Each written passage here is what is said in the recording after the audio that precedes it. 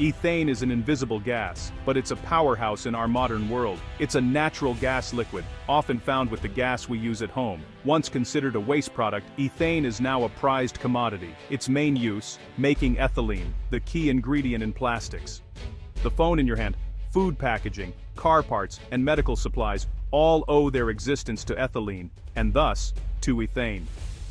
Ethane is transformed into ethylene through a process called steam cracking, which breaks down its molecules at high temperatures. This process is the first step in creating the plastics we use every day.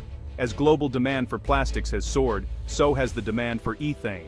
The US, thanks to the shale gas boom, became a top ethane producer and exporter, connecting American energy fields to factories in Asia and Europe. Ethane is now a vital raw material, linking economies and industries worldwide. A disruption in ethane supply can ripple through global markets, affecting everything from plastic prices to corporate profits. In October 2025, a $200 million shipment of US ethane was set for China, a crucial link in the global supply chain. But at the last minute, the US government blocked the export, citing national security concerns. Officials argued the ethane could support China's military-industrial complex. This wasn't just about one shipment, it was a dramatic escalation in the US-China rivalry, extending export controls from high-tech goods to basic industrial inputs. The decision stunned the industry. The specialized ship sat idle, costing tens of thousands per day. The American exporter was left with unsold product. The Chinese importer's billion-dollar plant faced a feedstock crisis. The sudden halt created chaos, triggering a scramble for new suppliers and buyers, and sending shockwaves through the market. With the US out, Canada and the UAE saw opportunity. Both countries are major energy producers eager to expand their global reach. Chinese buyers, desperate for ethane, turned to these new partners. Canada fast-tracked a new export terminal in British Columbia, and quickly signed deals to supply over 1.5 million metric tons of ethane annually to China. The UAE's Abu Dhabi National Oil Company also ramped up production, diverting supplies to meet China's demand. The UAE's proximity to Asia meant faster, cheaper shipping, making Emirati ethane especially attractive. The result? A rapid realignment of the global ethane trade. The gap left by the US was quickly filled, showing how global markets adapt. For China, it was a lesson in diversifying suppliers. For Canada and the UAE, it was a strategic win. Billions in new revenue and stronger ties to a key manufacturing hub. When one supplier exits, others are ready to step in. The ethane market's flexibility was on full display. This shift reshaped the global energy landscape overnight. The US decision created clear winners and losers. American energy companies lost their biggest export market overnight, facing a glut and plunging prices. Domestic US chemical companies, however, benefited from cheaper ethane, boosting their profits and competitiveness.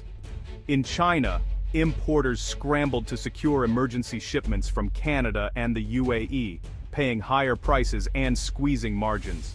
The global price of ethane outside the US spiked, creating a two-tiered market: cheap at home, expensive abroad. Canada and the UAE emerged as the biggest winners, gaining a lucrative new customer and selling at premium prices. Their energy sectors saw a surge in revenue and geopolitical influence. The episode proved that in global energy, one nation's loss is another's gain.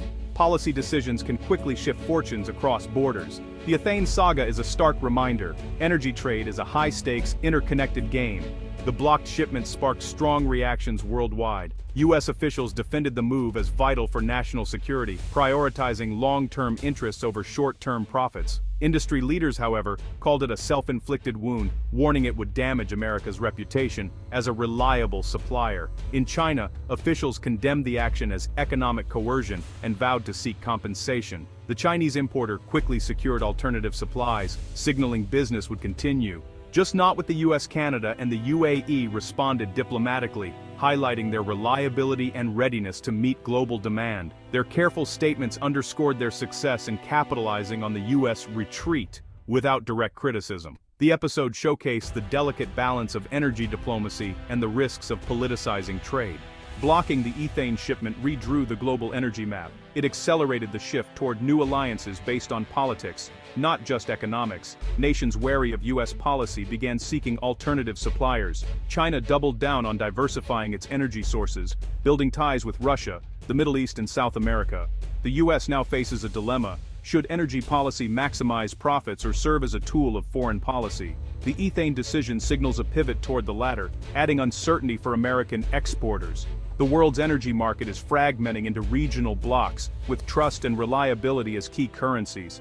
The $200 million shipment that never sailed may be remembered as the moment the global energy market fractured along geopolitical lines. This story is about more than one gas or one deal. It's about how deeply connected our world is. The global energy trade fuels industries, creates jobs, and shapes the products we use every day. Disruptions ripple far and wide, affecting prices, workers, and economies.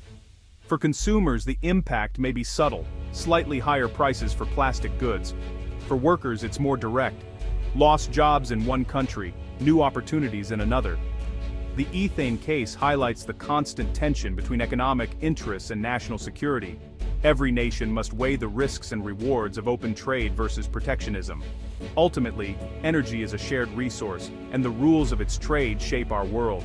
Decisions about who can sell what to whom are more than business. They're statements about alliances and the future global order. Understanding these dynamics is crucial, because the flow of invisible molecules shapes the visible world around us.